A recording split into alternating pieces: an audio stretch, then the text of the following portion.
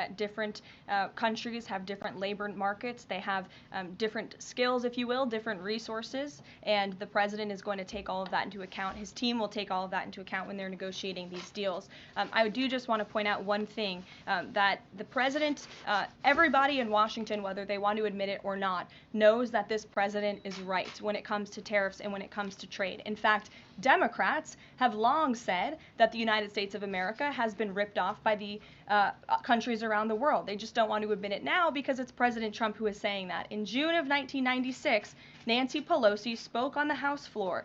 She urged her colleagues at the time to fight against the status quo trade policies that had contributed to America's trade deficit with China.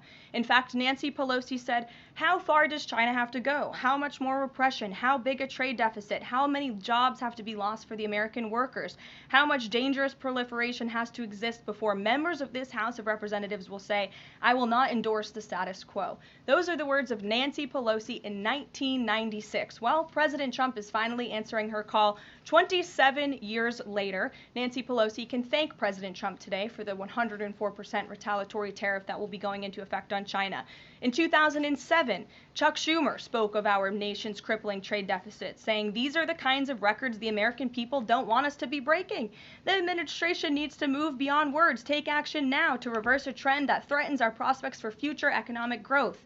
And Chuck Schumer said that in 2007. Finally, in 2025, President Trump is taking action. Recently defeated Democrat Sherrod Brown said on deficits in 2012 that our deficit then at China had reached an all-time high, and it was on pace to recede last year's record. The trade deficit had cost American workers millions of jobs at the time.